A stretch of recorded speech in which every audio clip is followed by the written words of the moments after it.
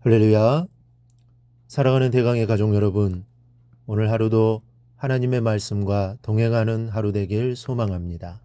오늘 말씀은 출애굽기 17장 8절에서 16절 말씀입니다.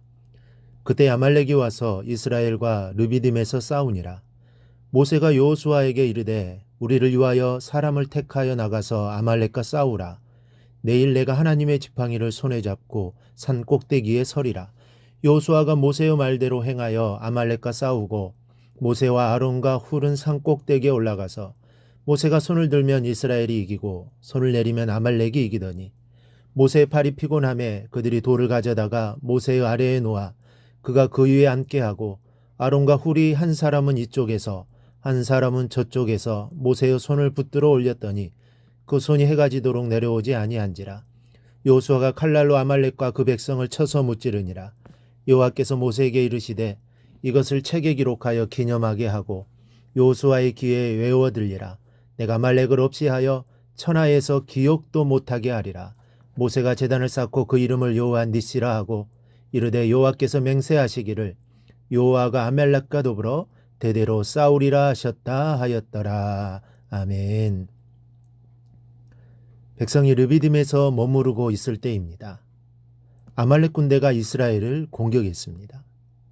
아말렉 족속은 에서의 손자인 아말렉의 후예들입니다. 그러니 이스라엘 백성과는 형제지간입니다. 그 당시 아말렉은 시나이 반도에서 유목을 하며 유랑 생활을 하고 있었습니다. 그런데 이들은 이스라엘 백성이 홍해를 건너 르비딤에 이르게 되자 혹시 자신들의 영토에 대한 소유권을 뺏기지 않을까 두려워한 나머지 이스라엘을 기습 공격하게 된 것입니다. 실로 난감한 상황이 아닐 수 없습니다. 이스라엘에게는 노예 생활만 하다가 처음으로 맞이하게 된 전투입니다. 무기도 없습니다. 어떻게 싸워야 할지도 모릅니다. 지금 상태에서 이스라엘이 아말렉과 싸워 이긴다는 것은 계란으로 바위 덩어리를 깨르는 것과 마찬가지입니다. 그런데 이때 모세의 작전이 나오는데 어찌 보면 정말 황당합니다. 9절을 보면 모세가 여호수아에게 이르되 우리를 위하여 사람들을 택하여 나가서 아말렉과 싸우라. 내일 내가 하나님의 지팡이를 손에 잡고 산 꼭대기에 서리라. 모세는 여호수아를 앞세워 전쟁을 하게 합니다.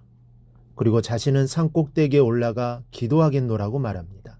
모세의 작전은 기도 작전이었습니다. 지금 우리가 위기에서 승리할 수 있는 길은 오직 하나님께 기도하는 것이라는 것을 모세는 잘 알고 있었던 것입니다.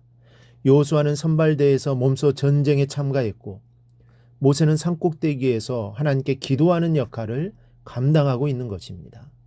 어느 교회 산 집사님이 목사님을 찾아와 따지더랍니다.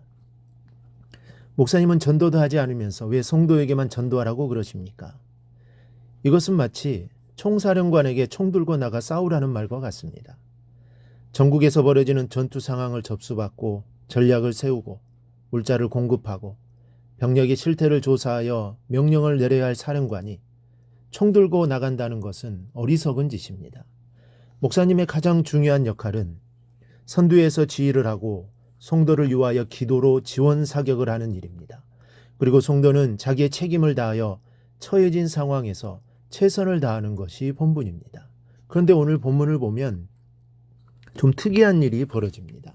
11절 말씀을 보면 모세가 손을 들면 이스라엘이 이기고 손을 내리면 아말렉이 이기더니 여러분 도대체 손이 뭐길래 높이 들면 이스라엘이 이기고 손을 내리면 이스라엘이 피해야만 했던 것일까요?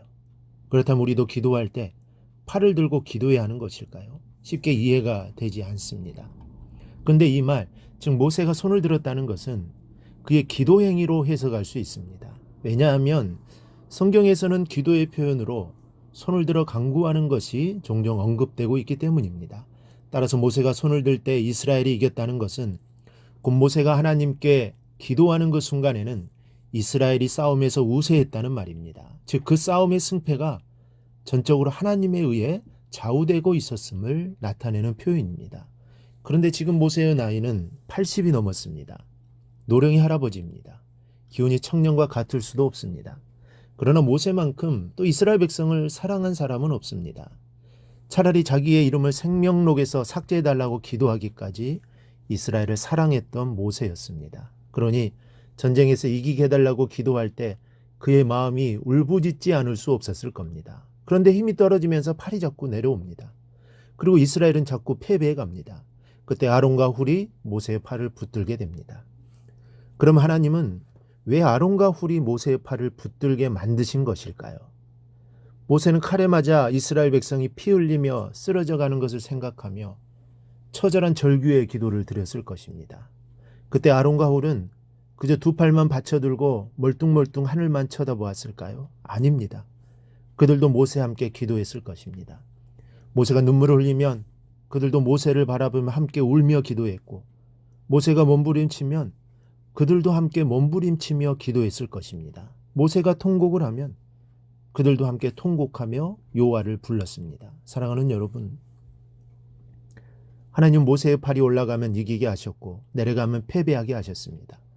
그리고 아론과 훌로 하여금 모세의 팔을 받쳐들게 하셨습니다. 그리고 그들이 모세의 심정으로 함께 기도에 동참하지 않을 수 없게 하셨습니다.